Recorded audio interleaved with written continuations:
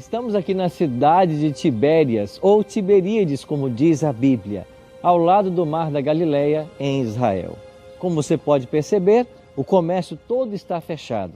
Hoje é sábado e esta nação ainda respeita o sábado como mandamento do Senhor. Hoje vamos conhecer um pouquinho mais a respeito do quarto mandamento da lei de Deus.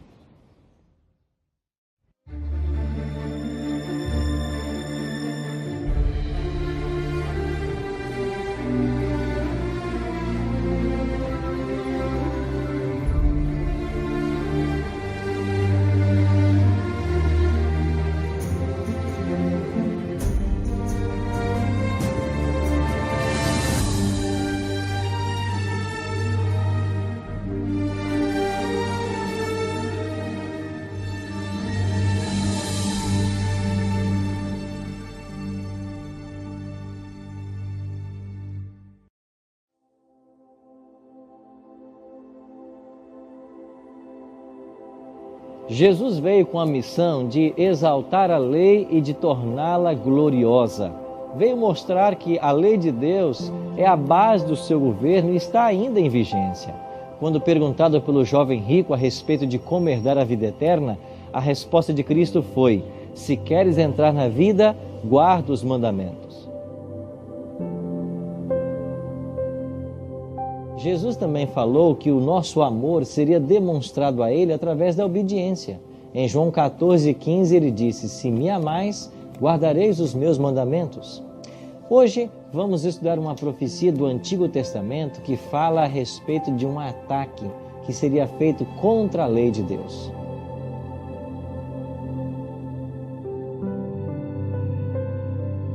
A profecia que fala da tentativa de se mudar a lei de Deus está no livro do profeta Daniel. Cerca de 5 séculos antes de Cristo, ele escreveu no seu livro, capítulo 7, verso 25.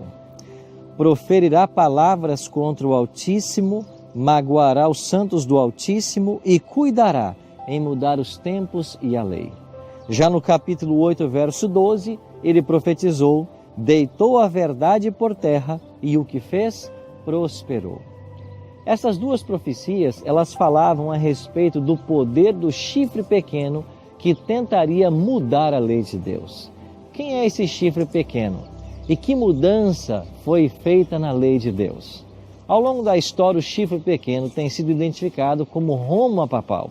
E a mudança na lei de Deus tem a ver com a exclusão do segundo mandamento, que se proíbe adorar imagens de escultura, e a exclusão do quarto mandamento, que ensina a observância ao sábado. Mas a Igreja Romana reconhece que ela fez essas mudanças? De fato, é esse o ensino?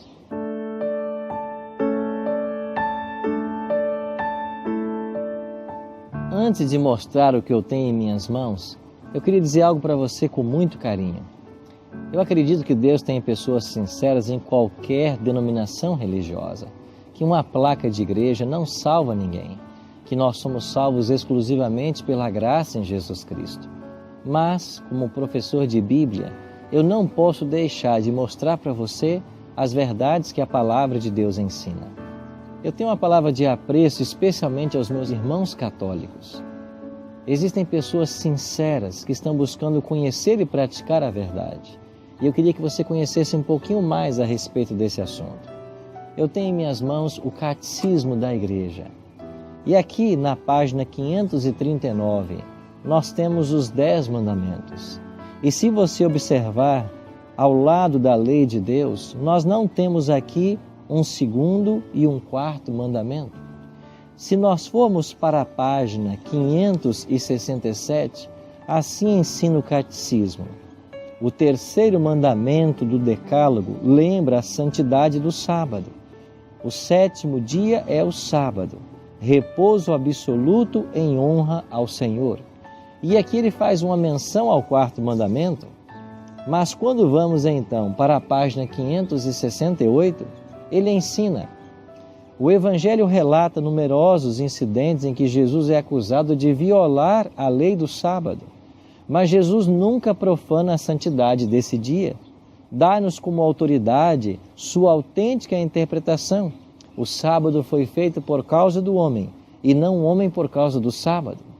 Você percebe que o catecismo ensina que Jesus mesmo nunca violou o sábado? Mas quando chegamos ao próximo parágrafo, olha o que acontece no ensino.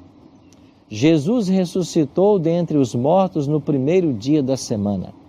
Enquanto o primeiro dia, o dia da ressurreição de Cristo, lembra a primeira criação.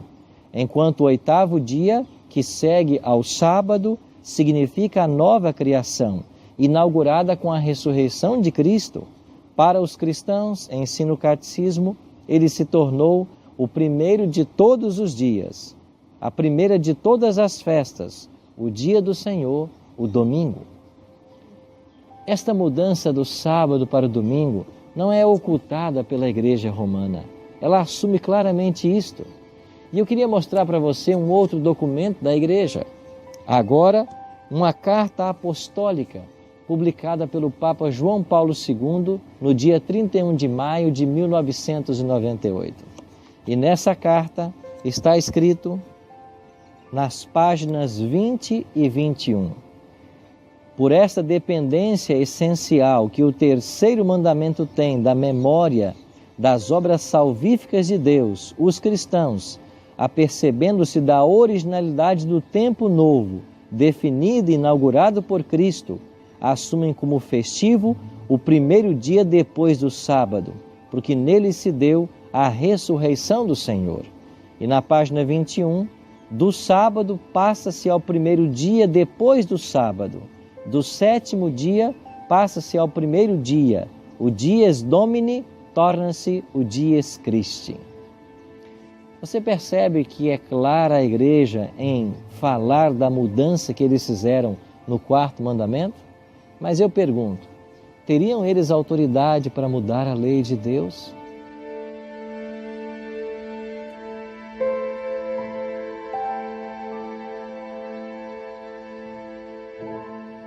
Eu vou apresentar para você alguns motivos bíblicos para que nós observemos o sábado como um dia do Senhor.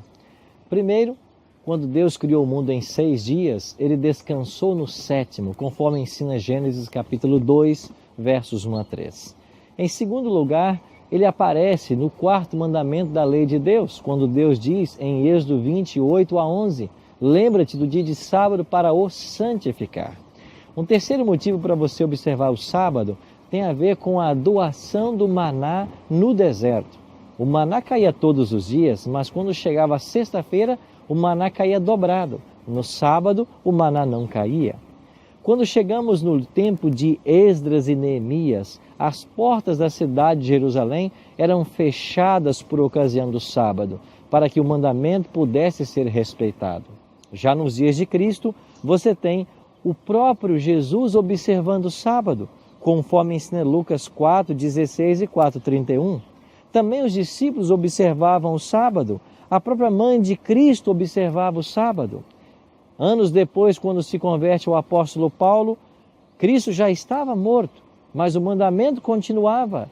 E Paulo diz em Atos 17, 2, 18, 4, que era seu hábito estar na igreja todos os sábados. E quando chegamos no livro do Apocalipse, foi num sábado que Jesus escolheu para aparecer para João e trazer as revelações do Apocalipse.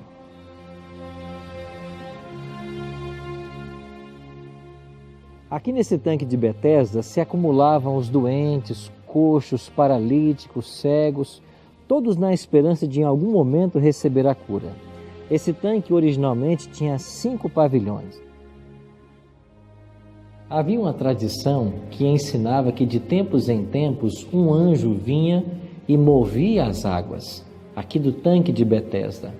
E o primeiro enfermo que descesse as águas após isso era curado. A história que João registra no capítulo 5 fala de alguém que já esperava por essa cura há pelo menos 38 anos. Jesus, se condoendo do sofrimento deste homem, opera então um milagre extraordinário.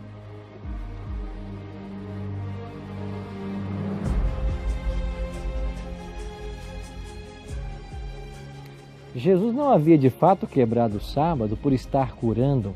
A grande questão é que os judeus, com medo de quebrar o quarto mandamento da lei de Deus, Eles colocaram tanta cerca, tanta proteção no mandamento com suas tradições, que somavam mais de 600 tradições, que qualquer coisa para um judeu era pecado no sábado, como, por exemplo, cuspir no chão, pegar um lenço, andar uma certa distância ou mesmo curar. Ele vem mostrar o verdadeiro sentido do sábado. Ele é o Senhor do sábado. E um sábado é um dia de se fazer o bem às pessoas. É um dia de se estar também na igreja, louvando e adorando a Deus. E um dia também para estarmos em família. Ou seja, o sábado é uma resposta divina aos problemas modernos que o homem enfrenta. Vivemos numa sociedade agitada, estressada, com vários problemas, e quando a gente entende o real propósito do sábado, nós percebemos o quanto é sábio Deus, que desde a criação do primeiro homem já havia dado um dia em 7, o sétimo, o sábado, para que nele o homem descansasse, repousasse e tivesse contato com o seu Criador.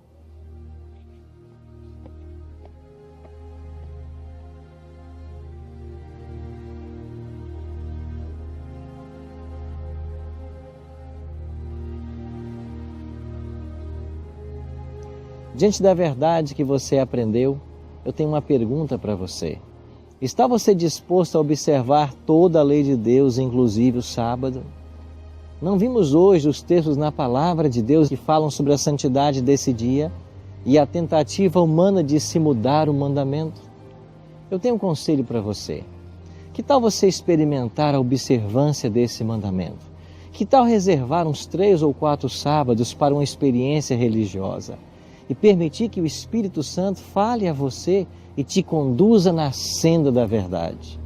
Se esse é o seu desejo, eu queria convidar você agora para nós orarmos e suplicarmos a bênção de Deus e o poder dele para obedecer a esse mandamento. Pai Santo, obrigado por este mandamento que nos ensina a confiar e repousar no Senhor. Que nós, pela tua graça, observemos todas as tuas orientações e que façamos desse dia um dia de deleite espiritual. Em nome de Cristo nós oramos. Amém. Jesus prometeu que viria e veio. Ele prometeu que morreria e morreu.